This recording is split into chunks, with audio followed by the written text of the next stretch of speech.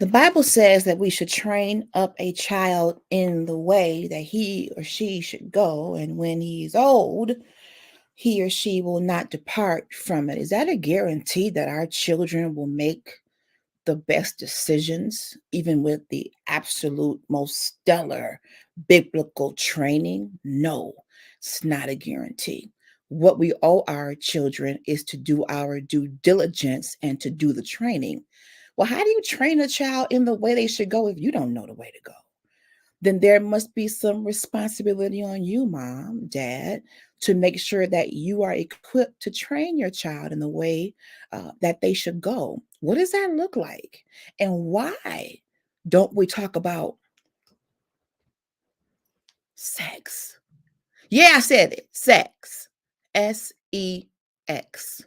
We're talking about sex education today. Let me tell you something. Hold on to your lap cloths. Tie your knee highs up with some rubber bands. It's going down so that we can come up because somebody ain't talking. We saying a whole lot, but we ain't talking about the things that are helping our children to understand what sexuality is, the importance of it, because we wouldn't be here if somebody ain't have what? Sex. Something like that, right? Or at least something happened where some fluids were excreted somewhere, whether it's in a tube or in between and in betwixt. We're going there tonight because our children need to be educated about life. A part of life is procreation, a part of life is sex, and it was meant to be enjoyable. I believe Adam and Eve had a great time in the gardens. Somebody's having a great time in the gardens, and we got to talk about it. Okay, let's just get into it. If that's all right, let's go. What is a critical conversation? Well, besides it being a conversation that needs to be had, a critical conversation reveals important context, not only about ourselves, but also the larger world around us. It is these types of conversations that edify, entertain, as well as heal. Join Latoya Harris Gooden as she engages in critical conversations, right here on Trailblazers Radio.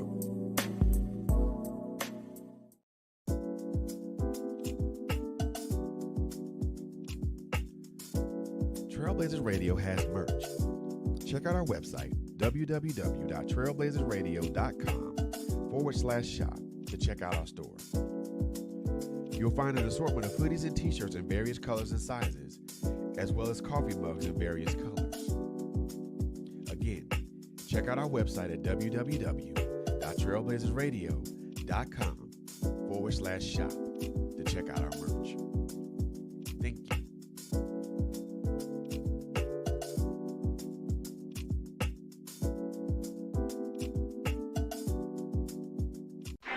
When we talk about what a trailblazer is, it's usually associated with the words pathfinder, pioneer, or vanguard. So how about we add change agent to that? Welcome to Trailblazers Radio, a unique podcast platform that speaks about a myriad of subjects. We are not afraid of opening closed doors, and we always tell it like it is, period. We are accessible on various social media platforms such as YouTube, Facebook, and Instagram. We're also accessible on various streaming audio platforms such as Spotify, Google Podcasts, and so much more. It is our mission to ensure that you are educated, entertained, and edified. And we thank you for tuning in to us. Good evening, everybody. Good evening, and welcome to tonight's edition of Critical Conversations. And yes, you heard right. We are talking about sex education. And let me just give you a little bit of information before we dive into our topic. My sister is waiting patiently in the studio. You can support us by sending us stars. Stars help us to earn money to create more content. And as you heard in our commercial, if you're going to be a trailblazer, that means you are a pathfinder, pioneer, avant-garde, and we added change agent. You can't complain, but not have good suggestions, not be a person who starts, initiates, and perpetuates the right kind of dialogue. The reason why I sit in this chair, the reason why I do what I do is so that we can have those discussions that may be a little bit uncomfortable for some, but it's necessary for all. And our children, our young adults, and even we, I'm 48, and let me tell you, no one knows all there is to know about sex. No one knows everything about anything. But I believe at young ages, it's important that we start to train our children so they can understand what's happening in the world. You can spin it how you want to spin it. You can be saved, sanctified, Holy Ghost filled, fire baptized. But guess what? Sex happens. It's happening all over. It's happening everywhere, and it has a purpose. So while you think you're keeping them safe by not having the conversation, no. How kids work, the less you tell them, the more somebody else will, and the more curious they'll be, and they'll run and get the information that you're not giving. So while you think you're doing the best thing by avoiding the conversation, you probably are doing the opposite of the best thing, because they need to know what's happening in the world. And let me just say this to you. Disclaimer. We're going to talk about sex today. All types of discussions concerning sex. We're we're going to go into like molestation situations. If you have been touched inappropriately, molested, raped, assaulted, and you're triggered by this discussion, I want to give you a heads up, because we're going to go there. Because a part of sex, there's a good part of sex, and then there's a perverted part of sex, a manipulative part of sex. And I was talking to my cousin about this on the way home from visiting our relative from the hospital. And there's many layers to this. We're not going to be able to change the whole world in one show, but at least we are planting seeds of conversation little bit by little bit, so that you don't have to feel so uncomfortable. Sex is natural. It is something that was designed for men and women to do and to enjoy it. Now, we don't always do it in the right pretenses.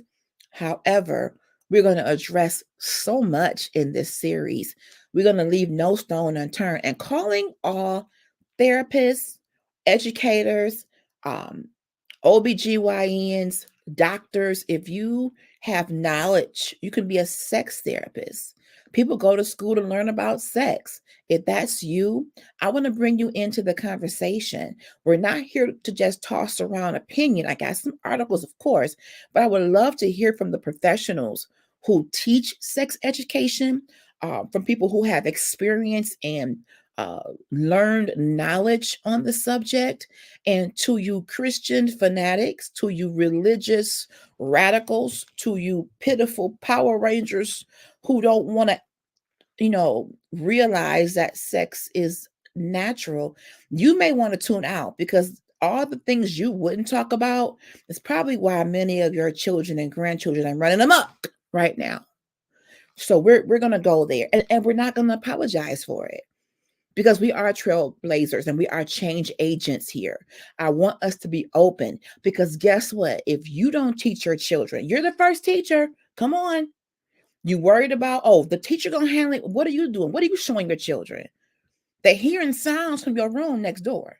They're hearing noises and they don't know what's happening to you, mom, dad. The least you can do is help them understand what's happening, if you're gonna be doing that within earshot. Okay. We don't want our kids confused, because trust me, what I didn't learn at home, Jodeci, Silk, Shy, all those, R. Kelly, all the songs taught me some stuff. Forever, my lady.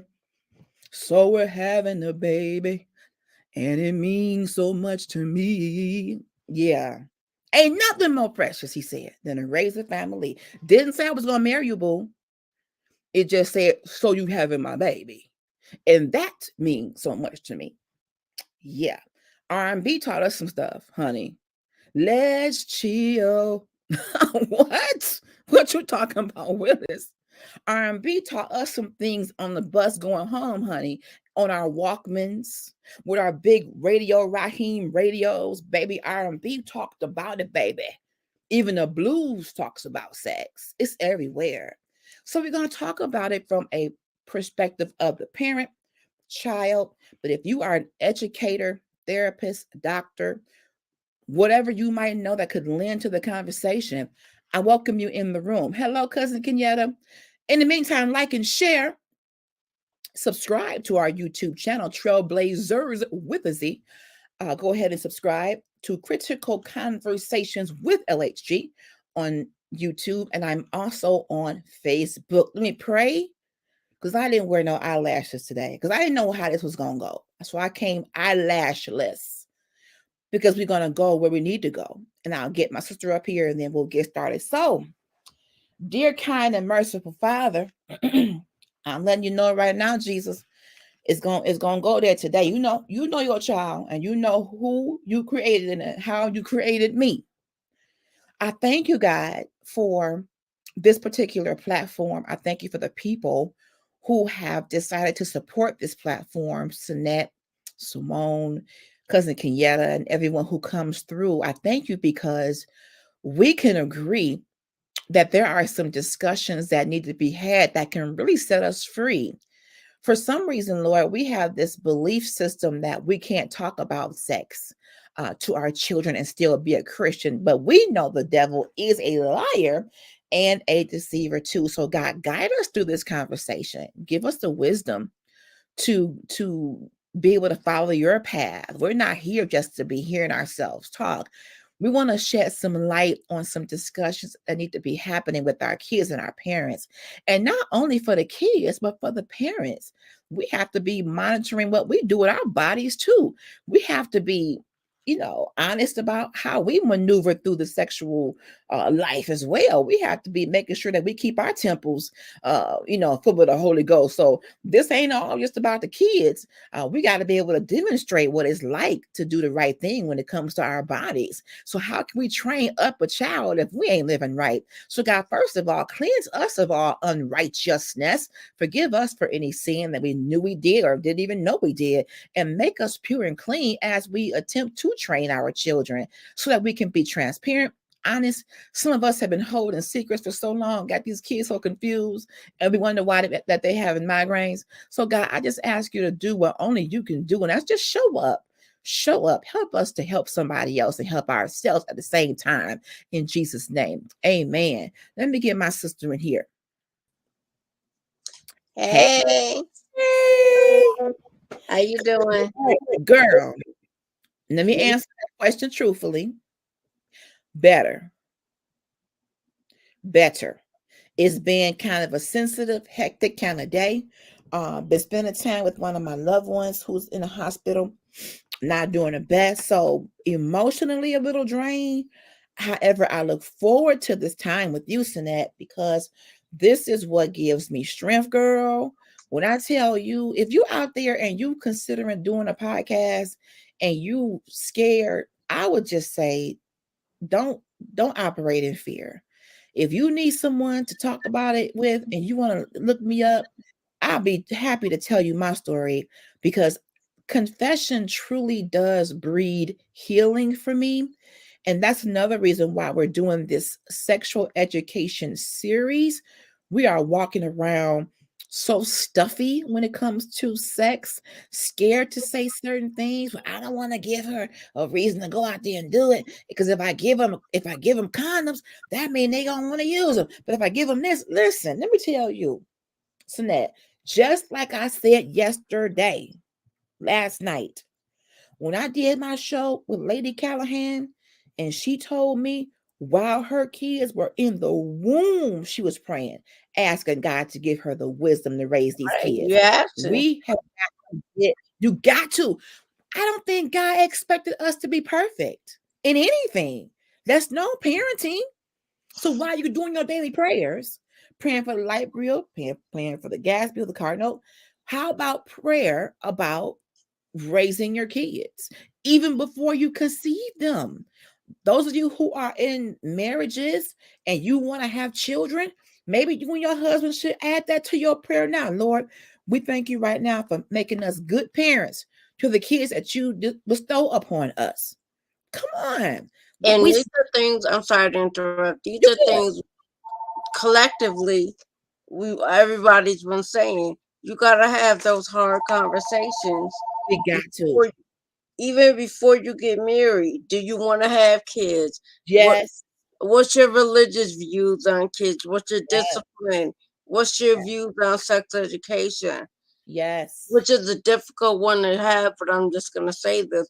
What's your views on abortion? And Mhm. these are like, a man will get mad if a woman becomes pregnant, but then gets mad if she wants to have an abortion. Dude, Wow. what you want is her body. And I've heard, allegedly in some states, a woman can't have abortion without the father's consent in Wow. some states.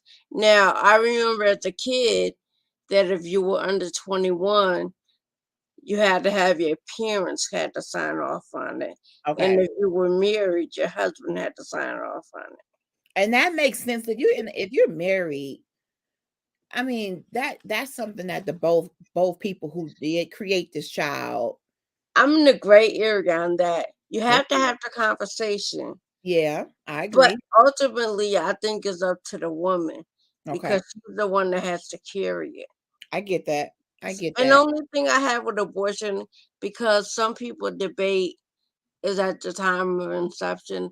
I say once you start seeing the skeletal, the organs, and then once you get to first heartbeat, I say by week 6 or week 8, that's when I'm kind of like, I don't know. Some Mhm. people say 12 weeks. I say as early as, I don't know. It's like it's what the doctor. You have to go by your doctor because Mhm. some babies develop earlier. Mhm. I don't know, but I said if there's no heartbeat, I'm okay with it.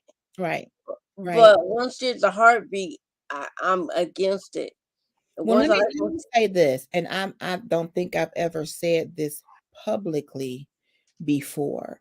Um, but growing up in a Christian home, I knew very full well that my family was 120% against abortion. right, That's the Christian faith. Um, Pretty much we're pro life, if I said that right, right. So my situation after I had my daughter, Gabrielle is 21. I had her at 28. And then later in life got into a committed relationship maybe a couple years later, and I did end up pregnant a second time.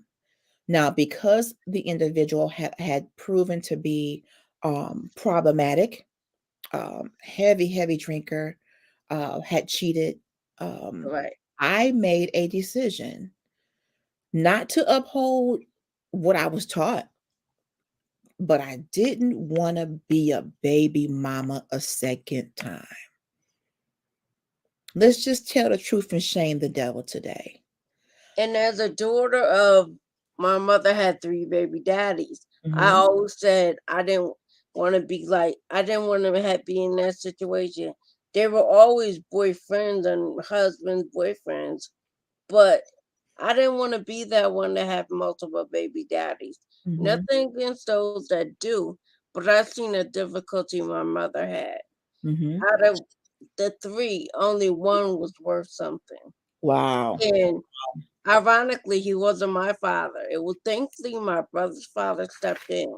But I didn't want to see go through what she was going through as a single parent. That's why I agree with you. Being a single parent of more than She one couldn't do kid it. is too much. People don't Hmm. realize how hard it is. I didn't want to do it again. But I will say this, I regret it. If I can be honest, and I'm gonna tell you You why. can always For regret. one, the physical aspect of abortion, going and I called the gentleman, and I even was trying to, I wish he would have told me not to. He didn't answer my calls. His mama didn't answer my calls. So Wow. I couldn't tell my family. So I went alone, dropped my baby off at Head Start Oh at my 7 o'clock gosh. in the morning, went by myself by 8:30 in the morning and picked her up from Head Start. They could not give me any anesthesia because I didn't have anyone with me. They gave me Motrin. No, Mhm. no, no. I had a Motrin 800 to have an abortion. Oh, we're gonna go there today. And I don't. I'm not here to glorify my decisions. But if we're gonna help anybody, we're gonna tell the truth and shame the devil. So can you imagine? That's an operation. To have a child removed from your body is an operation.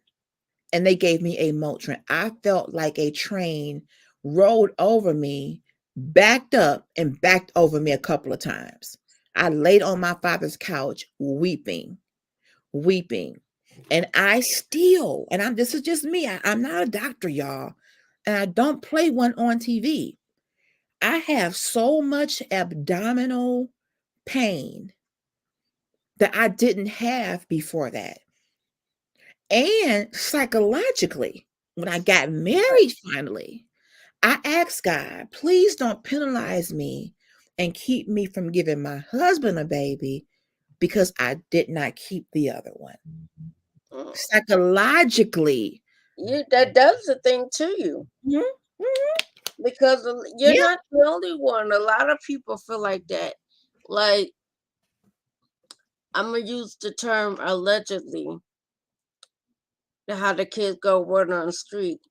Sadly, a lot of folks, a lot of young folks when I was growing up used abortion as a form of birth control instead of using a girl, condom. And they didn't girl, want to wear a condom because it didn't feel good. What? You're girl, not worried about getting pregnant. Let's just use some three letters: STDs, AIDS, HIV. You worried about a baby. You got bigger fish to fry than a baby. girl. But get this part. When I went into the clinic, and let me just preface this, I am still a Christian. I made a mistake.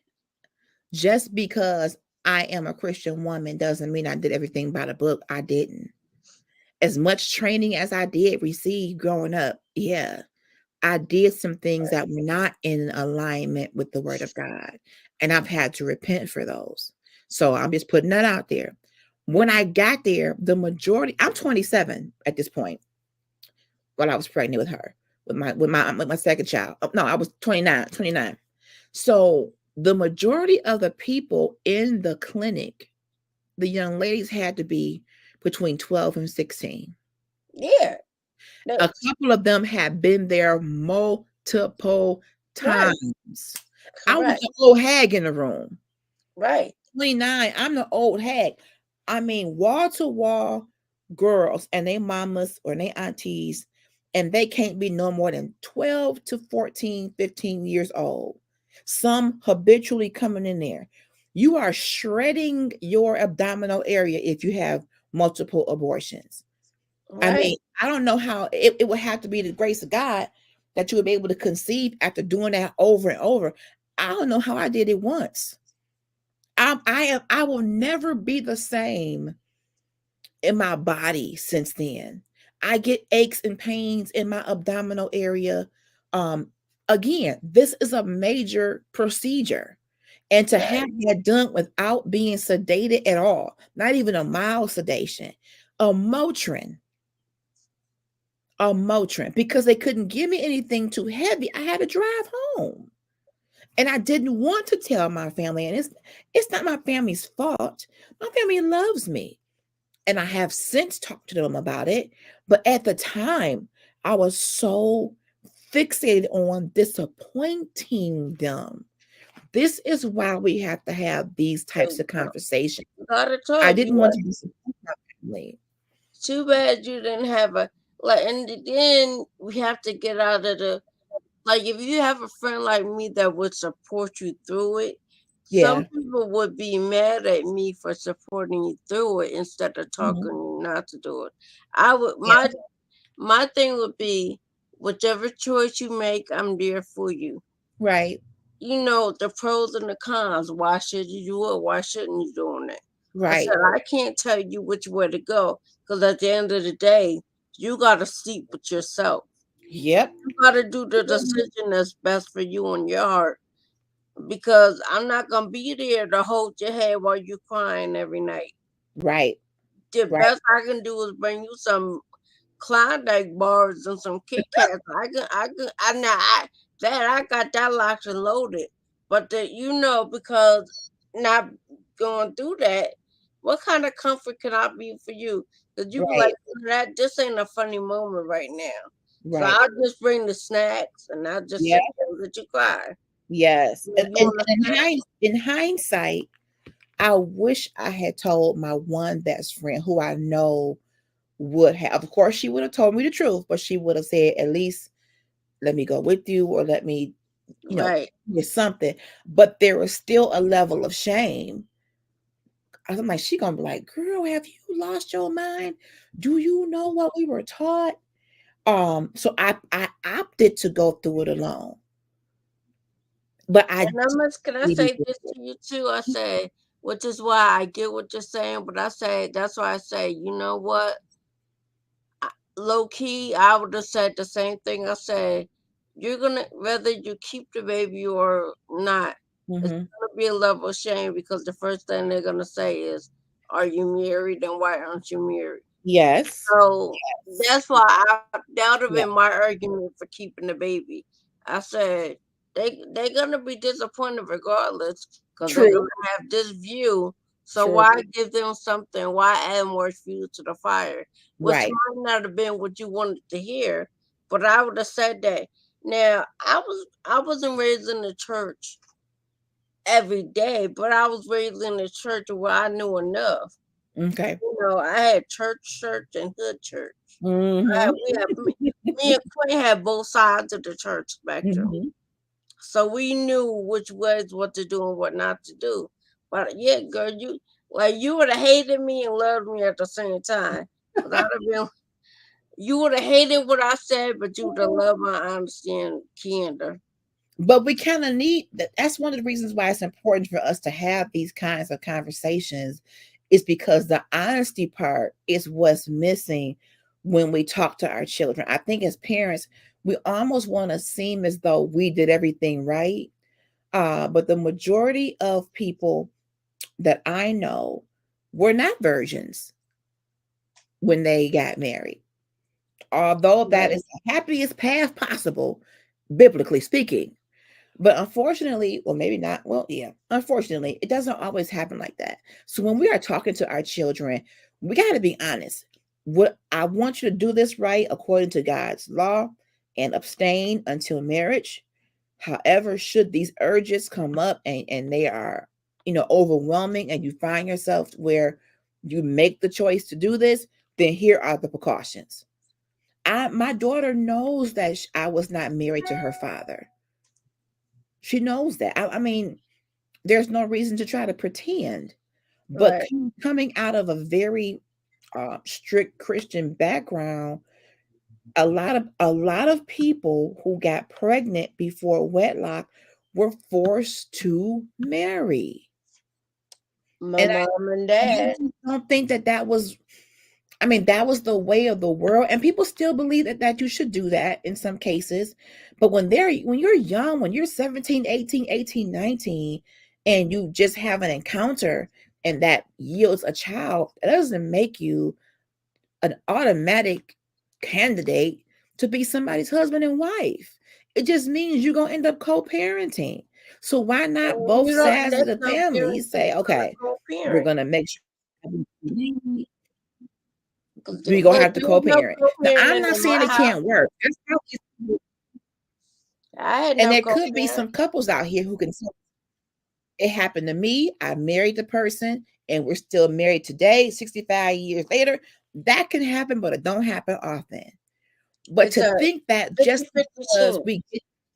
right, we get into this predicament, that we got to automatically head down the aisle. There has to be some discussion there, y'all. I want to go into our sex education conversation. For those of you, well, we kind of already are. For those of you who are just getting here, thank you for tuning in to our podcast tonight. We're talking about sexual education for all ages. And to be honest, some of us adults need to be educated in terms of sex too. But if you're like me and you're born from a baby boomer, you may not have had a lot of those discussions, but here we are in 2024 with the wonderful world of the World Wide Web, all kinds of information at our kids' fingertips. We have to make sure that we are their first educator. Let's go to plannedparenthood.org. Let me say that we're going to use a couple of articles tonight, and we use them in conjunction with the Fair Use Act. And it says the fair use of a copyrighted work for criticism, comment, news reporting, and teaching is not an infringement. All right. So sex education helps people gain the information and skills they need to make the best decisions for themselves about sex and relationships. We have to start on ground level. That's what sex education is. We want to teach our children how to make the best informed decisions for themselves. So, back in our day, we mentioned it last night, we had health class. You took the paper home to your mom and daddy. Can we teach your child about sex? Yes or no? Take it back to the school, and then they show you some videos, a little bit of gonorrhea, a little bit of syphilis, or whatever else is going on. And they start talking about the body, what it does, how it operates, STDs. They're calling them something else now, Sinette. I think STD, that particular term is a little outdated, but they got some other term for it. Now I'll figure out what it is. But it's a disease in your southern regions. Okay. So we used to have Not just courses. here, you got to remember you get it in your mouth too. That too. Northern and southern. I stand corrected. So in school, the teachers, the curriculum provided a certain level of training in terms of sex, in terms of the body and how it's going to change, maybe even in terms of menstrual cycles, maybe in terms of development of the body. Now, health class didn't cover it all. Okay. And there really isn't any one class that probably can cover every possible scenario. But as a parent, you have to start teaching about the body parts, what to properly call them, what the Right. what the medical terms are, and like my cousin was telling me, what the street terms are. We ain't got to Right. go there right here, but you all know there's different terminology for our body parts. Because while we didn't want to, we're calling it the penis and the vagina, we all know in the streets it's something totally different. The kids need to know that way they know what's being said around them. I'm not saying they should call it that. I'm saying you gotta teach your children You got to what things educate are. both sides. Absolutely, absolutely. Let's keep going. Planned Can I Parenthood. add one thing to you? Sure, You can you sure come back can. to this, Mhm. but I also, coming from the daycare background, we have to start early teaching kids good touch and bad touch. Not Absolutely. only good touch, bad touch, and stranger danger, but stranger danger is not necessarily stranger. And I said that before. That's I a good don't point. care if it's your auntie. Everybody, even you shouldn't let your kids be okay with kissing everybody on the lip, whether Ooh, they're family or not. ooh, You know, that's major. and some people might think I'm wrong for saying that. I I don't. apologize, but we gotta You're tell right. them, like, and not again, You're this right. comes from my daycare training about I had one male teacher. He didn't go in the bathroom with the kids, but he didn't like taking the girls to the bathroom. Not because he was a pervert. Mhm.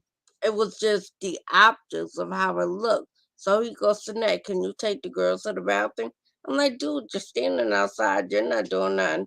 He said it's the optics of how it looked.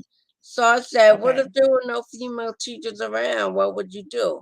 He said, I probably would let them go by themselves Okay. because optically it didn't look kosher. The Hmm. men didn't like changing the diapers. I'm like, but you're a teacher. I don't like that stereotype that they think men are. I don't want to keep saying that word because I don't know what Facebook will do, but Mhm. that the men are creepy in that profession when they're Mhm. not. I So we think have that to comes from we assume that anyone that is doing something perverted to a child is always a man, and that's not true. right. That woman from Florida that got married to that had a baby with that 14, 16-year-old in Gee, Florida. She had no, like 2 or 3 kids with that dude when they got married. wow, The wow, first one before marriage and then 1 or 2 more afterwards. I think she died of cancer or something afterwards. wow. If But I you can bring up a find good point though. When you talk about the body parts, what they are, the correct term, the street term, the next conversation probably should be, why do we call them private parts? Because they belong to I you, and not everybody should be able to see, touch, bathe you, in these areas. And you got to start young. you got You can't to. you can't wait till 16, 17. It's so much happening You right now. missed the mark and somebody's already yapping in their ear like Yes. telling them this and this. So they Yes. and like you said before with social media, like back in my day, we had to go to the library and use the card catalog. Library. Yes, honey, I love the library even today. And look, we had to use the VHS and beta and the Yes. microfiche or however you say it. We had to use all Yes. of that stuff.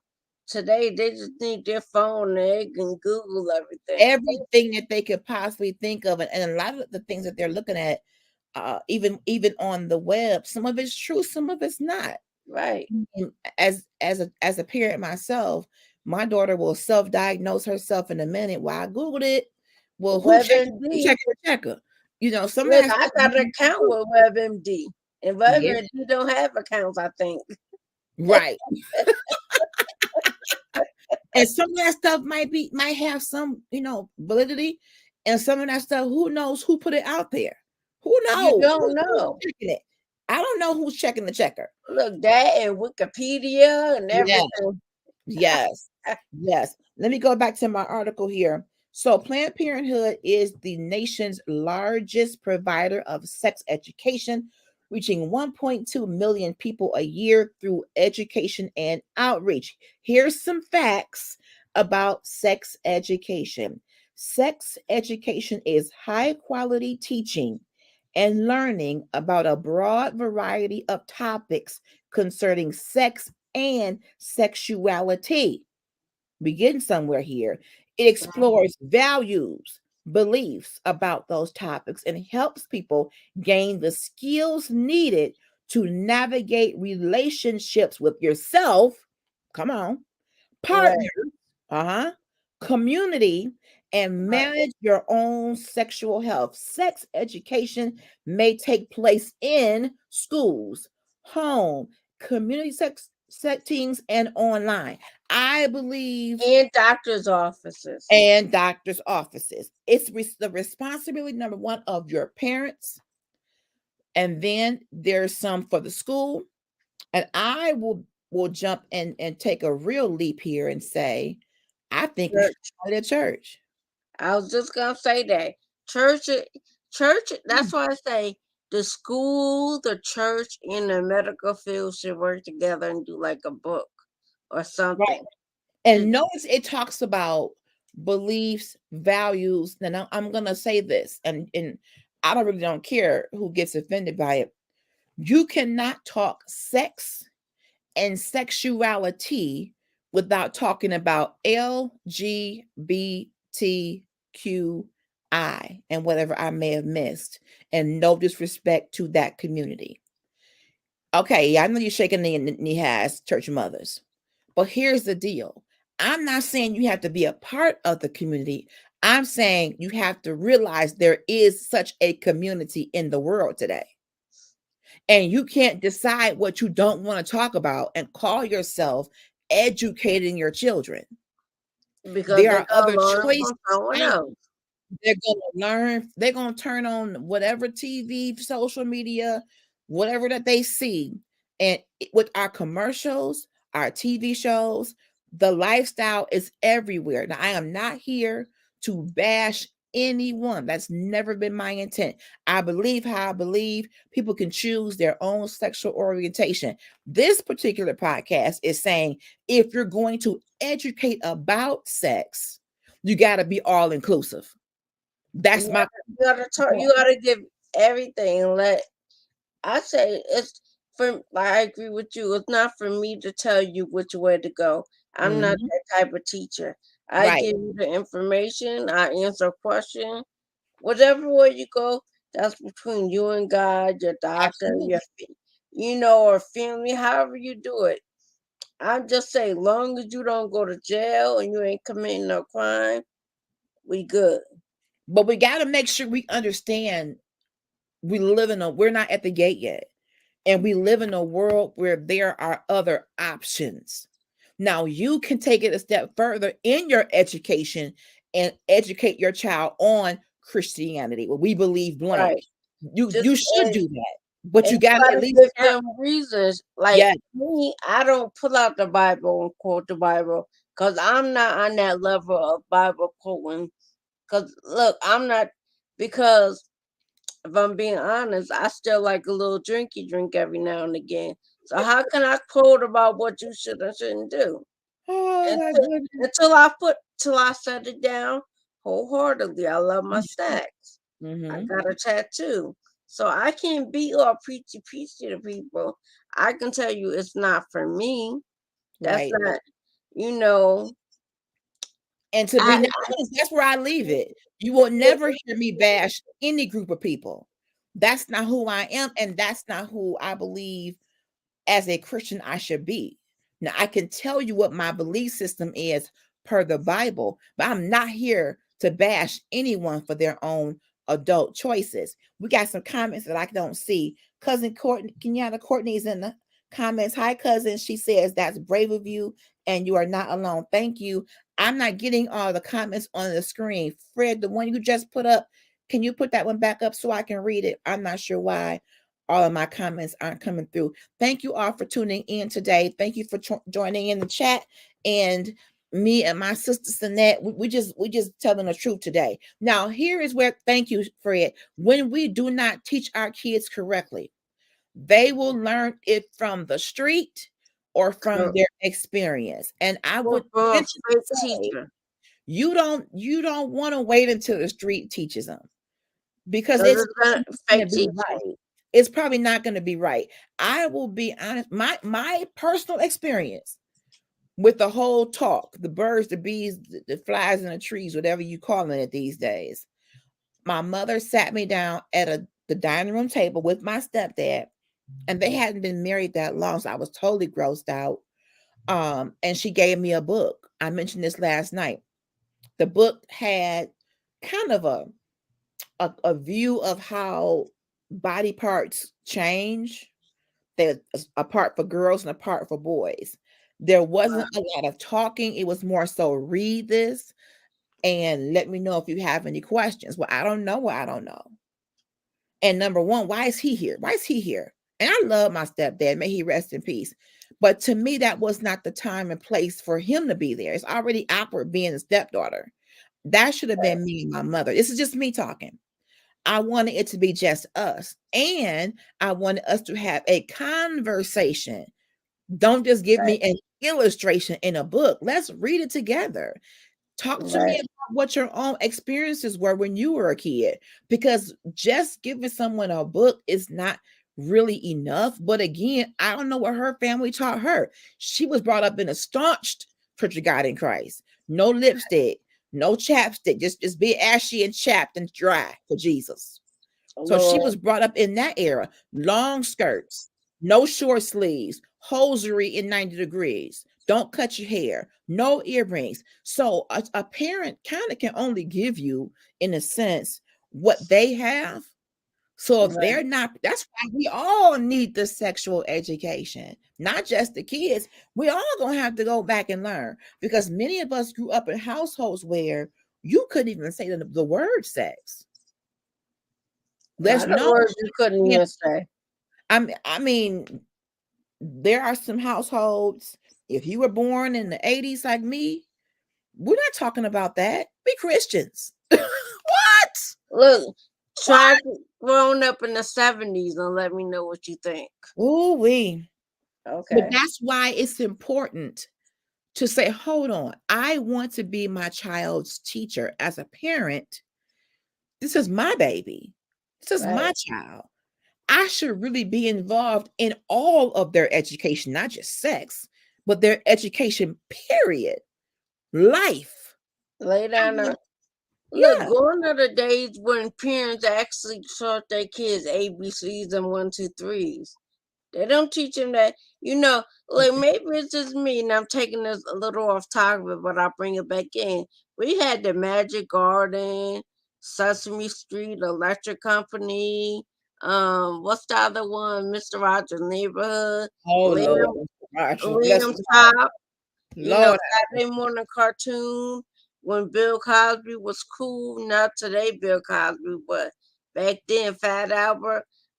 Cartoons were a little raunchy, but not raunchy. absolutely. Fred says we have to not distort nor water down that conversation, Right. but that means Correct, a brother. willingness to be honest. Because all you would hear in church is abstinence, abstinence, run, books before boys, because boys bring babies. And another thing I want to say, and this is not to attack church, but I've seen this a lot in churches or just in general speaking.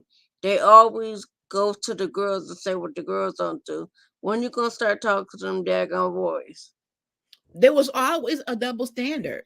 If a young lady was to get pregnant, number one, that young lady is definitely going to have to be in front of the church to apologize. They may bring the boy in, but the girl is going to be treated differently because she must be fast. How did Right. you get yourself in this predicament, young lady? Like she did it by herself. Now, when my loved one got pregnant early, she and the baby's father had to go before the congregation to repent.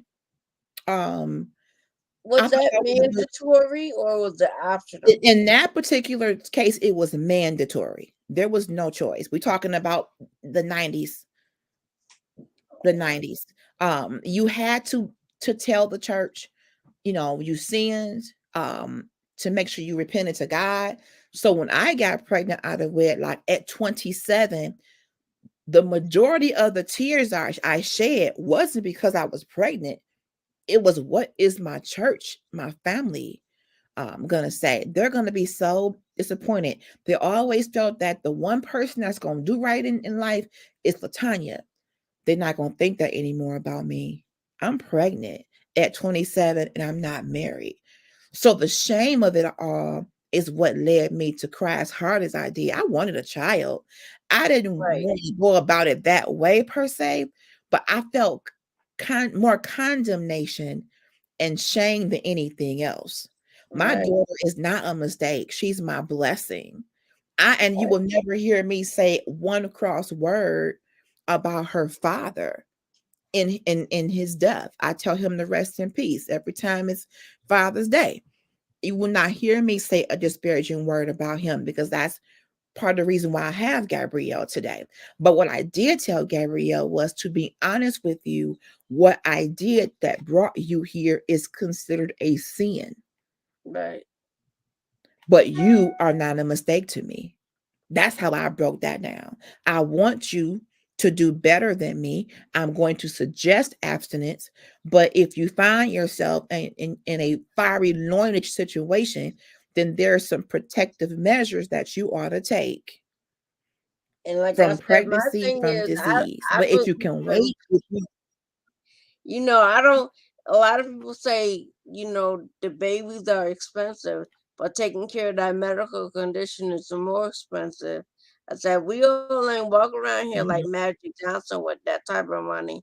Because he thankfully is mhm, able to look as good as he does because he got that money. Let's call it what it mhm, is. A lot of us ain't got his type of paper. We don't have it. He might have access to medicines that the average person will never get. He can take a bunch of trial medication mhm. and see which one works. But you also have to realize there's a reason why I believe there's a reason why the Bible talks about sex being for marriage. When you indulge in sexual activity, there's something that's happening, not just physical, there's something happening psychological to you Yeah, when when mentally, you share emotionally. that type of moment. And I can't speak for the brothers, but for women, sex is way more emotional sometimes than it is physical. Uh, Right. we feel as though, oh, we're connecting. He's gonna love me. But for him, it may not be that. And I don't know what's in the mind of men. I'll let Fred Beatty talk about that. But what I'm saying is for the brothers that I know that I've been involved with, or if I've talked to one on one, it was physical. And when it was over, it was over. Whereas with the woman, she's still holding on. Well, do we go together now? No, girl, we just had sex. No, we don't go together. You No, go back baby, to the no. conversation before sex. Had that conversation. You gotta It, have conversation. it might ruin the mood for him, but at least you know where his mindset is before now your mind is messed up. If he don't want to have that conversation, then he shouldn't be having none of the cookies. I agree. Now, here is what comprehensive sex education for K through 12 includes. It says plannedparenthood.org. All right. K through 12.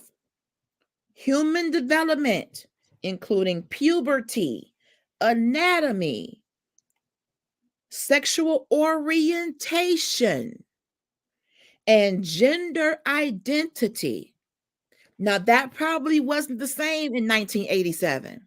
Yeah, I don't remember that part being talked Okay. about But we in got to being keep in heard. mind we're in Right. 2024. So now in 2044, this It's gonna probably be going to sound different. right. So we have to evolve when it comes to sexual education, not sexual preference. We ain't got there yet. But the education around sex has to involve what's happening in the time of which you're teaching. And also throw this in there too, hygiene. The hygiene part Ooh, of yes, those areas, the underarms yes, and yes. And we're under gonna go into that for Girl Chat Weekly. I think I want to go into, and I mentioned it online, a whole series about hygiene for young ladies in terms of, having a cycle, in terms of just being sweaty. And I mean, that's a whole series right there because the church and mothers, too. grandmothers, they're dying off. And Right, there really aren't people who are teaching on that level, and right. you're assuming that a young lady knows what to do, knows how to keep herself clean, knows to change her pad so often, knows how to properly dispose of a used sanitary napkin. It may sound fundamental to you out there, but Some some don't, stuff just people ain't talking about no more. And when you smell something on somebody, you say, it smell kind of fishy. That young child, or maybe not so young person, may have not been taught how to maintain themselves, especially during the period time. and also I want to add this. We gotta also remember what women that come from other countries that Ooh, don't have the stuff we have here. okay, Cause I okay. remember, and Mm, I'm gonna be honest, and I'm gonna really embarrass myself. I remember times where I didn't have pads, I had to use tissue. So I'm in the mhm, bathroom like once an hour, putting in fresh tissue starting. And it's just so ironic. One of my friends said, I mhm. remember you always having baby powder. When you would stand up, you would have a baby powder butt print in the chair. Because that's just we were taught Mm. as kids. What maybe it was just Trying to me. stay clean, trying to stay good. Right. Yes, So, yes. But 'cause a lot now, of adults, women don't but now, do it right. well, we don't. And we used to douche back in the day. Right. I don't know if anybody still does that, but I don't think douching is the best for us anymore. But Not douching was every day, really once in a big. while. maybe once a It was month. real big, and for those of you out there who don't know what a douche is, I call it a frontal enema. Yeah. It's kind of like an enema, but they probably don't even know what an enema is. There's this little bag of salt water Or vinegar and or water. vinegar water, and And some let me refrigerators say a big one. clearly, it's something like the cooking vinegar type of vinegar, not Mhm, the cleaning vinegar. Let's be very mhm. clear. So it was in a bottle, and it had a nozzle on it, and the nozzle was to be inserted into the vagina. You squeeze it, and it's supposed to clean you out in that area. And ironically, we bring this up because I do believe I have a couple in my cabinet. Mhm. It was real big when I was a young girl, and we're talking about human development here. We're talking about sex education. So when you are teaching your young daughters about their bodies, you also have to have the discussion of, if you wear underwear and you get home and they're very smelly, your vagina could have secretions, which means you need a panty liner. Are y'all talking about panty liners, ladies, to your Do you know how daughters? people think I'm weird because I always put one in my underwear? They're like, "Why?" I said, "Just in case." Because Yeah, sometimes I might sweat. You never know.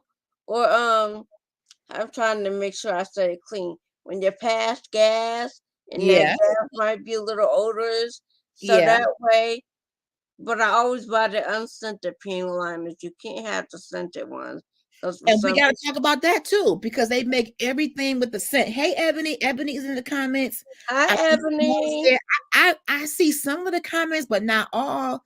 So Fred's gonna have to help me to see the I comments. don't see none of them up here They're under. not they're not coming on my screen, so I don't know why they're not showing. So y'all just hang out with me because Fred's gonna have to help me with the comments.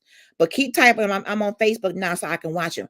But when you talk sex education, you have to talk human development. And as a woman, a young girl, a young lady, you have to teach your daughter that fiery loinage situation. Cousin Kenyatta, yeah, we got to talk about that. The reality is, we may want them to abstain. Sure, my mom wanted me to abstain. Sure, her mama wanted her to abstain. But many of us don't and haven't. So we got to talk about precautions. We have to teach our children to do and be better so they will not repeat our errors. Correct. We have to be demonstrative with our kids, not just do as I say, but some of us gonna have to change our own ways. For some of us, that experience is more of a physical thing. That's from Freya Beatty. Okay. See, I mean, men and women look at sex differently. I'm not saying men have no emotions. You will never hear me say that. But in my own personal experiences, the majority of the dudes that I've talked to or listened to, it's more physical than it is emotional. Comment in 2024, we tend to dance around sex education. Thus, the problem. Houston, we have found the problem. Right. So, thank you all for tuning in. If I'm not seeing your comments, forgive me. Fred is down in the studio helping me. When you are talking to your daughters, oh, Evan, you ain't missed the conversation, girl. You right on time. You right on time. When you're talking to her about her hygiene, about her underwear, keeping them clean and washed, about using liners, about changing the liner if it's too soiled. Come on. Right. If your liner has things in it or stuff in it that's smelly, change the liner. You got to tell them that. You don't And have that baby powder, can I throw this out? Because I Mhm. know you see the commercials. Baby powder down there ain't safe like it used to be. We got to stop putting baby powder in our underwear. And I say that as women, because there's a lot of cancer cases coming up for women down there. So that's something. Right. And That's why I also, need my sister in here. how you Mhm. call it? I don't know if they still sell it, but I don't know if I can say the names. Summer's Eve Messenger used to spray them. It was like Yep. deodorant, Yes. So but for sprays. but and those are good for me. If you're gonna use those, spray those on your underwear. Don't spray them in your lower area. spray But them you on your probably should underwear. look at what the ingredients are. We probably should look at because everything that has a good smell isn't good for you. Right, because You when it might hits that area, you might assume that, oh, it smells like powder, it smells like cucumber lemon. You got to be careful because this is a whole organ down there, and there are certain chemicals, even the kind of pads we wear. I got to get my cousin Kenyatta. I got a cousin but you know Kenyatta. what my Kenyatta. grandma and them and the others you see on TV, that yes, that area is kind of a natural cleaning oven, but you still Mhm. need a little soap and water. A little, some of us need a lot. Because I mean, think about this. When I was, and we're gonna get back on topic, but it's all sex education. When I was younger, I thought something was wrong with me because of the amount of moisture. But that's why my mother told me, we have to wear liners. I did it, your grandmother did it. You have to know your body, and we can't know what we're not in tune with. That's why mothers, don't be ashamed to have those kind of discussions. Because guess what? When that baby go to school and she's smelling, and the bullies and everybody attack her, you're gonna go up there fighting. And you know another reason why that area smells, if we can just talk about this for 2 minutes, no one tells the young, especially young girls and even young boys, you have to shave that area. Mm. You might not have to go totally shaving off, Holy but ball. but you need to trim back depending on how your hair grow. You have to Yeah. adjust it for your hair growth. I don't have that major issue underarm wise or lower ear wise. Mm-hmm. I can go. I'll just say my underarms. I can go almost 2 years without shaving my underarms But because they again, get just you have to have that conversation, because if you're dealing with a whole forest down there and you can braid it, jerry curl it, spiral curl it, and crimp you it, can put box then braids and you can put a you weave you that look you you may got have to, dreadlocks. any place where there is hair and moisture, underarms, lower region, then there's going to be odor. Because think about how many hours a day you have on your clothes. If you're going to school, we in school for what, 7 hours? Tell me about it. And 8 you o'clock got in the morning to 4 o'clock in the afternoon. I don't know who and has then that. don't talk about playing sports or whatever after school Exactly. or the after school Exactly. job. And I tell Yeah. you, like I got a whole bunch of stories on this. And if his family watching, they might get mad and laugh at me. But You my gotta say but a box. You said box breaks and that. You gotta yeah, say not box breaks. Box yeah. breaks in your lower region, Jesus. And some beads. Don't mess around and put some beads on the braids. Okay, some Double touch sequin plus stars. But check 9 this out. Let 3 me tell you what my crazy behind it. Yes, Kenyatta box braids. Some people braids, baby. hear me like that. But with an ex of mine, he didn't stink. Let's be very clear. It wasn't a body odor thing. But Mm, with his underarm here, he was applying so much deodorant so to make sure he didn't stink. And I told okay, him, I said, you okay. got too much underarm here. Too much, too much. And I said, to clean that deodorant out, let me tell you what I did. Put your water down so you can laugh. I had to pull out the Head and Shoulder shampoo with You the had a shampoo, moisturizer girl? and Head and Shoulder shampoo and conditioner. Now I shampooed that first. Then I used the regular moisturizing shampoo.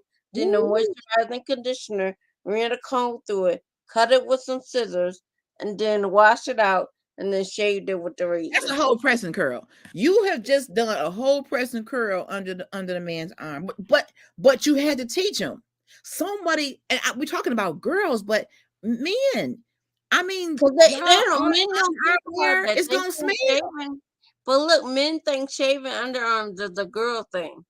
I said, look how many basketball players shave their underarms, and boxers, and Mm-hmm. swimmers. Mm-hmm. Think about it, a lot of Mm-hmm. only ones you might not see do it is maybe football players. Those that actually wear But those. if you don't have the conversations in that, if let me give you a story about what I dealt with as a child. I wouldn't say child. I probably was about, I would say 13, 14. And my mom kept me dressed pretty nicely. Shout out to Marianne Plus. Learners Plus, and yeah, my mother Okay. kept me pretty good. Now, here's the thing: if you get up and get a shower, but you put on a outfit that's musty, You you still are you missing. are now dirty. Yes. If we're not teaching our kids that, and the other way around is, if you are dirty, but you put on a crispy clean outfit, The outfit you dirty. are now dirty. But are we talking to our kids about that? I got up, got all showered up, put on my Jean Tay, honey. What you talking about? Who know about Jean Tay? And the outfit I wanted to wear, my favorite two-piece dress, it was a little twangy up under the arms. I didn't have time to wash it. So I said, well, if I put enough Jean Tay on it, okay, They then don't know nothing that about would that probably girl. curb the must. Not true. So we went to the concert. I have to ask my cousin if she remembers this. We went to the concert. We were always going to gospel concerts growing up, and that was what we did as children, or young adults. Then they started smelling me, and I know it's kind of funny, but it kind of triggers some things too. They started smelling like, what's that musty smell? And they figured out that it was me. So instead of a couple of them kind of like tapping me, like, come with me, it turned out to be this big joke. Somebody stank. Da, da, da, da, da. So my cousin, who loves me dearly, she was like, what are y'all talking about? They told her. She grabbed me. We went to the church bathroom. She had me take off my shirt, and we washed the underarms of that dress with bathroom soap and scrubbed it to try to get as much musk and genate off so they wouldn't smell it. But again, why didn't I know that? Because I wasn't told that. Right. You're told to be Gina Tay, honey, splash. If you're not taught, dear child, being clean means the following: your body is clean, and the clothes you put on your body are also clean. There has to be a two-part process. And We got don't to forget be the granular sneakers like and stuff too. You gotta clean your sneakers and shoes and stuff too. right? But that's the thing. We're not teaching our children to that level of specificity. Come on, word. So that we can explain to them what the consequences are. A clean body in a dirty outfit, you dirty, boo. You dirty. Same Well, thing with the lower since region. we all on the topic, let's don't forget clean hair, clean Yes, ears, yes, yes, your yes. navel, Breath. breath. Girl, please. Oh, we're talking about sex education. The first thing is human development. Before I Right. get into the act of having sex, I talk to you about your body.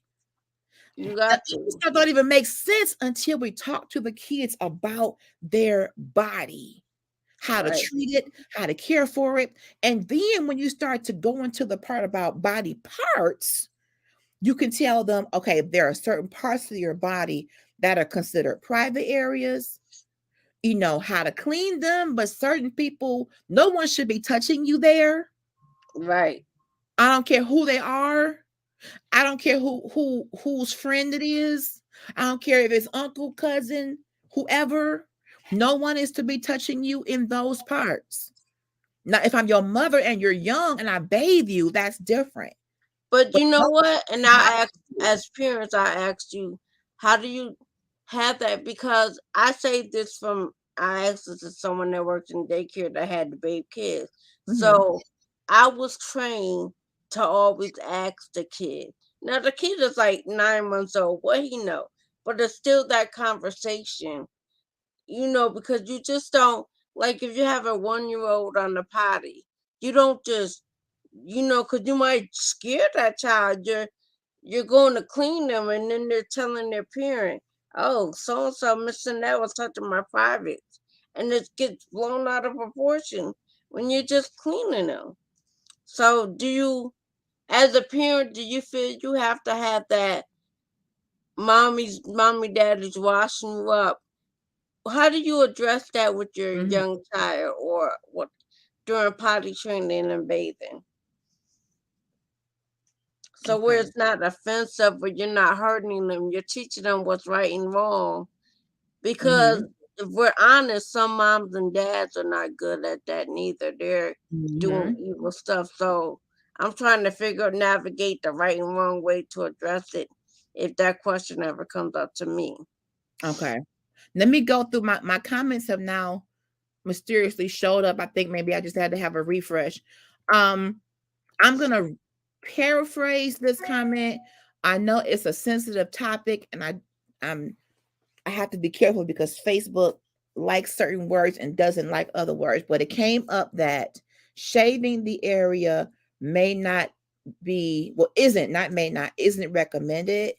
There could probably be a cut down of the hair, but not shaving or Right. waxing because there could be hair bumps. That's something you're gonna have to research for sure. I let me just say without saying I ain't have to shave nothing. Peachfuzz.com. That's all I'm gonna say. Kenyatta says, I love you guys. We love you as well. And she says her husband does shave his underarms all the time. Yes, we have to account for depression. So many, including children, are suffering from it and may not be hygienic because they don't have the wherewithal to do it. That's a good point. I was talking about hygiene earlier when it came to an adult that had depression, but I can see how that can also apply to children. One of the things that happens to you, I can remember my therapy classes. In therapy, the first thing that we used to be asked in group therapy is what was our goal for the day? And one lady would always say, I just want to get a shower. People would look at her like, what you mean getting a shower? You're supposed to get a shower. When you're depressed, you may not have the strength to even get a shower.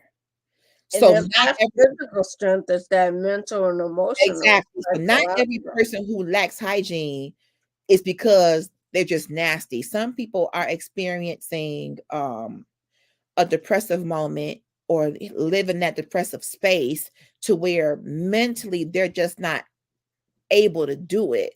So it may seem odd to some of us who get up every day and get in the shower is like clockwork. Not everybody has that. They have a shower, but mentally they're in a place where I don't even have the strength mentally to get my legs out of the bed to get into the shower. So you have to be aware that I agree. Let me read the next comment.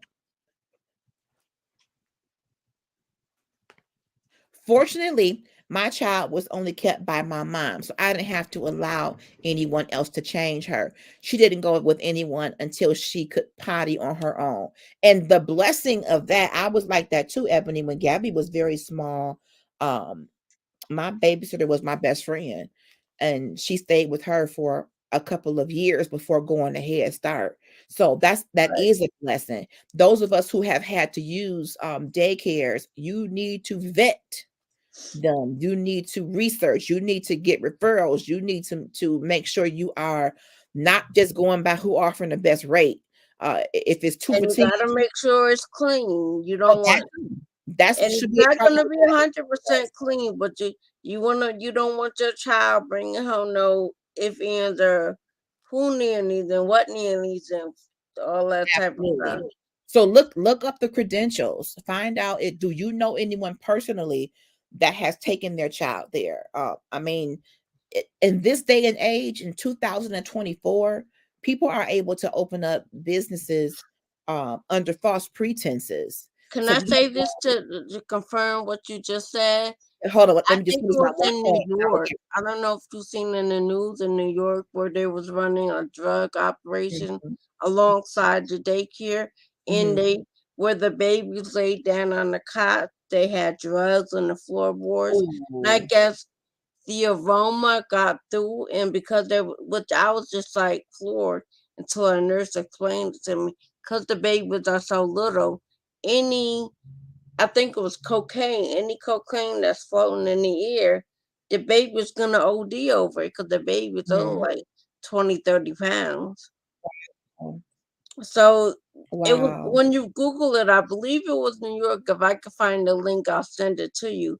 But it was like crazy. Like I want to say one to two, if not more, babies died. At least two babies died, and a couple was admitted to Mhm. the hospital. I don't remember what happened to it. This was like last year or the year before last. And here is another reason to make sure you are paying attention to sorry about the noise in my background. Another reason why it's important to make sure you are educating your children and yourselves when you put a child in daycare or when you have them around anybody, I don't care whether it's family, friends, or whatever. Children touch other children, Right. not because they're natural born predators at times, because something has happened to them where their curiosity has been opened. Or they see, like you said, curiosity, or they see other adults doing stuff that they Yes, shouldn't be seeing. yes, yes. So if you're not educating your children about good touch, bad touch, who should or should not touch, no matter who they are relationally. And you're putting your child in a daycare center and say that child, the daycare operator is an older lady, but yet she has helpers who may be her sons, her daughters, her Right. grandkids. All of everybody got to get vetted. If that's a business, a daycare business, just because you are related to the owner doesn't give you the right to come and care for my child. But parent, you got to figure out who's up in that house. And you gotta, like you In that said, business. check credentials. You gotta have a background check, just like a job does a background check on you. You better do a background check on whoever's taking care of your kid. Yes. I don't want to say it in that way, but I Yeah, but highly it's true. suggest it. But it's true. And stop making the assumptions. I hate to open this door, but I need to do this. Um, Let me get this comment. Every closed eye isn't sleeping. A lot of children are being exposed to adult things, and the parents think the kid is sleeping because baby kids are predators too. Be careful of what you are allowing your children to see, to hear, to read. Mm. Even when you're buying your children cell phones at 10 months, um, yeah. What they have access to on the internet, there's parental controls that you can sign up for through certain telephone carriers. Gabby, when she had her cell phone, I had an app that regulated the time of the day she could use the internet and how much access she had. It may seem extreme to you, but that's the way I chose to parent. Um, Can I give you my extreme idea? And this is just an idea I have for other parents. I said, as long as you're paying a cell phone bill, every text they send or receive, you can get a copy. Every email, every pic, everything that they're doing on that cell phone, because the cell phone is in your name.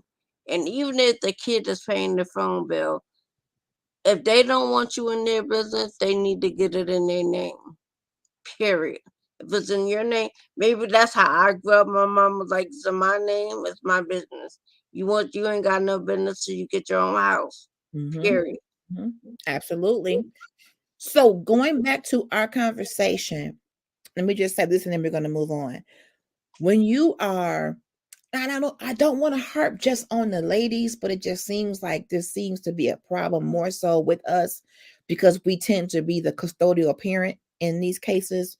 When you choose to date and you are entertaining men, you have to be very mindful of who you bring around your children, not just your girls, but your children, period. Many times the predator isn't a man, it could be a woman. Women molest children as well. We can't say this is just a male predator situation. Females can be molesters as well. And I'm not justifying it, but a lot of times when people have been molested, sometimes that opens up either you're going to be overly sexual or you don't want nobody nowhere near you or somewhere in the middle. Sexual trauma changes people and you don't know how you're going to react to sexual trauma. Sometimes the reaction is Pandora's box is open, and now you are curious about everything and everybody, and you want to just touch and you want to see what this feels like. And that's kind of it can somewhat be natural in a sense, but you gotta intercept that. And you gotta say, if you have a child that has been touched, first of all, let me say this. If a child comes to you and tells you that has happened, believe them. I'm not saying kids can never lie, but it would take a lot for me to not believe a child that says that. Right. I am an adult that was a child that didn't get believed. Right. The act of not believing is almost, if not as egregious as the assault, as the inappropriate act, because the one person or the two people that you expect to protect you are your parents. So when someone tells you that it's supposed to be responsible for you, that you are lying, that is devastating. That make you don't want to say nothing in the future. Clam up. See, that's why no one tells anybody anything, because who wants to And be it keeps accused? going and going and going and going. Yeah. It And happens even again and again. and I've talked to people who have been victims of molestation or inappropriate touching or even rape in atmospheres where the person involved was a member of the clergy, but she was put out of the church, where he got prayed for, he got therapy, he got help, but she, as the woman, as the girl, was shunned, called a harlot, had a scarlet letter put on her. That's wrong. And that's the kind of ideal that makes us go down the wrong path. Hmm. If you're gonna be honest about it, if two people did something consensual, then you can tell them both the same thing. But if that man raped that young girl, why would you want him back in your pulpit? Why would you want him back anywhere? Why would you want him back doing anything around kids? Okay. Because he's a preacher. Because, oh, no, no, no, no, no. We don't want to tell that. Oh, no, no, no, no. He just going through something. That's a whole nother show. Ebony says, woo, child. I did not date until my child was 12. And even then he didn't come around her. I Right. applaud you, Ebony. I started out like that, but then my naivety was, like you said, every sleeping child ain't sleep. So okay, when she's sleeping, she don't hear nothing, she don't know nothing. She don't evil hear no evil. And then go knock on the back door 2 times. No, honey. And children can sense when a stranger is in their home. Okay. Children know, like, who is that? Why is our door opening up? And I know mama and I are already in the house. Please, please be careful with your children. Whether you are a father or a mother, please don't make assumptions about anybody. Pray about everybody. All All right, right. we can wrap this up. Now it's gonna be a part two and probably up to 7 or 8. K through 12. Sex education, relationships, including self, family, friendships, romantic relationships, and health care providers.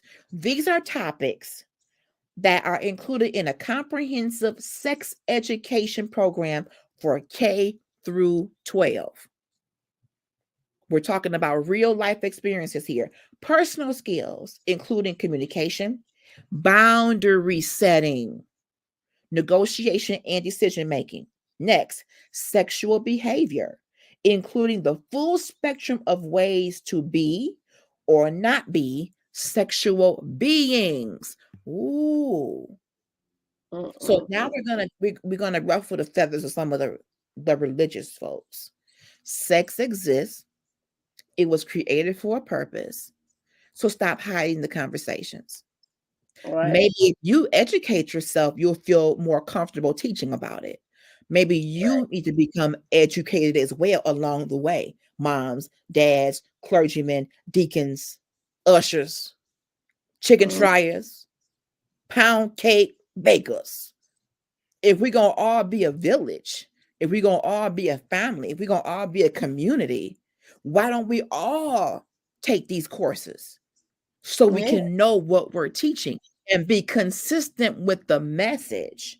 Ebony Right. says now, almost 7 years later, they're thick as thieves and his kids are mine too. See?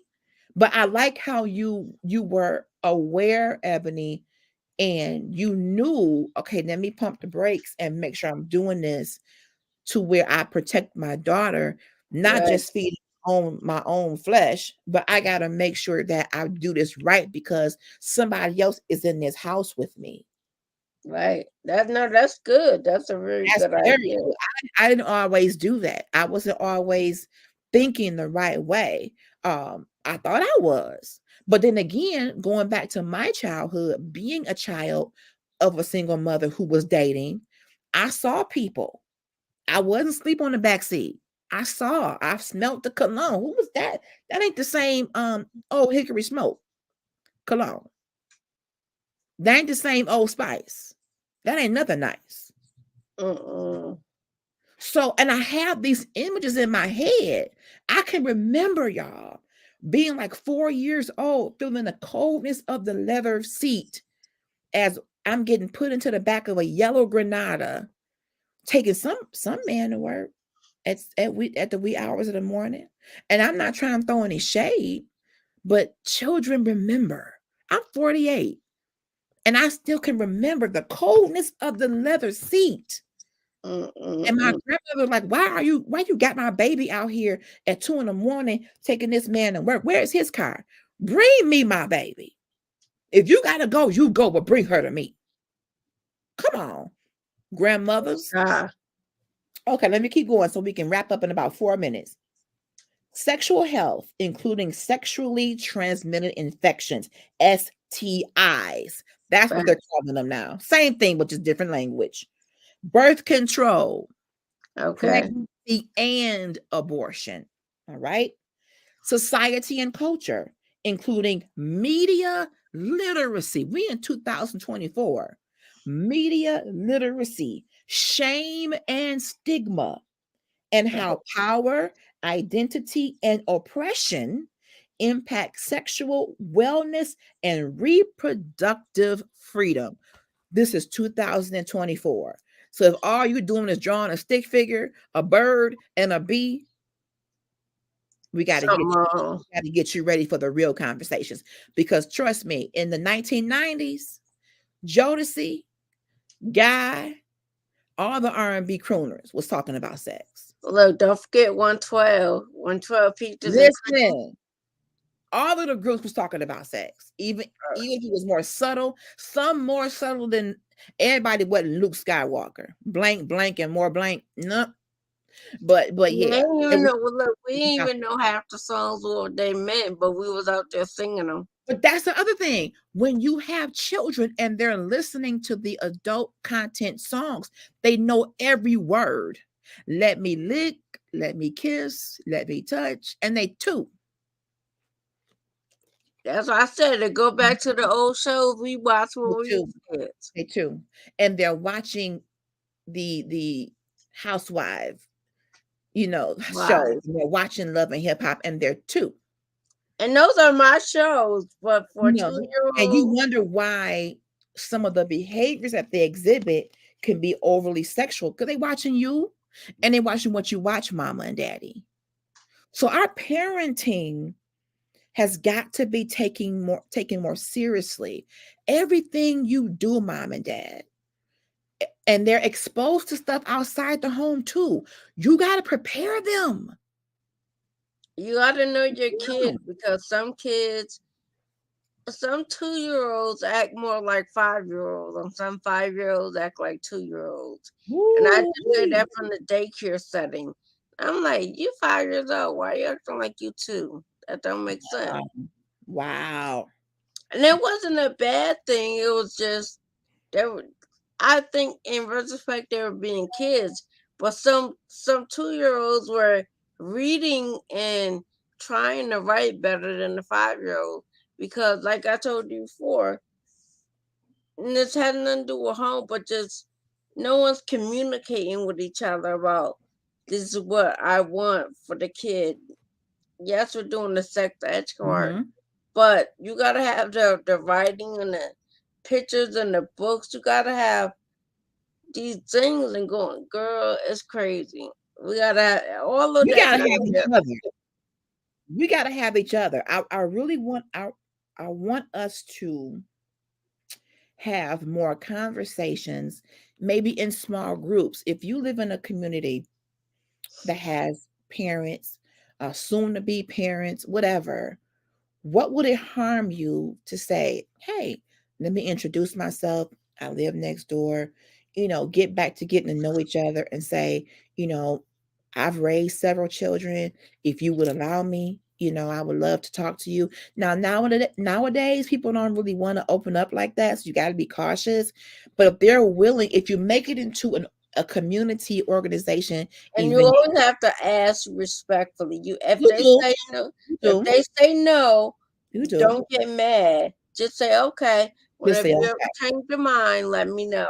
absolutely. So calling all my community activists, those of you who still do have block clubs, those of you who have different alliances in your communities, this is the type of stuff that we need to introduce and have conversations about. Maybe have a parenting class. I'm going to get Marche Calhoun back on here. She's an educator and she does parenting courses. And a part of those courses should probably be how to prepare our kids for the sex talk. And you have to do it early. You cannot wait until they get a period to start talking about a period. You're going to have to be ahead of this. So as I mentioned before, I'm not a doctor. I'm not even super well versed in this. I can only go by from experience, but I brought my articles we can break down. But to all people out there, if this is your expertise area, let me know who you are. I would love to have you on. You can be an educator, a physician, a OBGYN, whatever you are. If you teach this stuff and you talk about this stuff in the school setting, then I need you on this platform. We want to help each other. I call this critical conversations because we've avoided it. And now we have a void when it comes to what our children know and understand. We cannot leave it up to the R&B singers and the rappers and the streets to educate our kids about sex. We parents, we are their first teachers.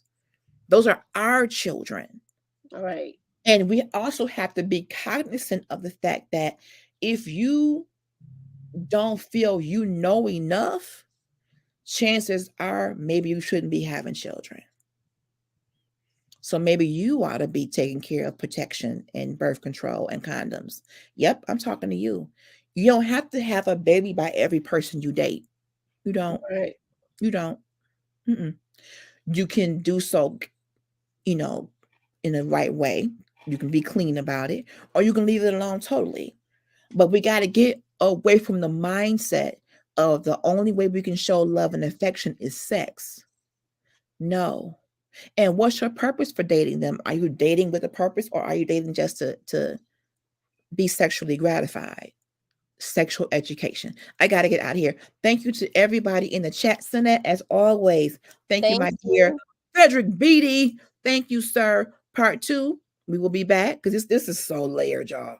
Please share, please subscribe. I would love to get our Facebook page up to 1,000 followers for Trailblazers by the end of March. So go ahead and follow us on Facebook and subscribe on YouTube. Help us to increase our reach. All right. Good night, everybody. I'll be back Monday at 9:30 in the a.m. with Andrew Griffin on Power Hour. Good night, y'all. Love Good y'all. night, everybody.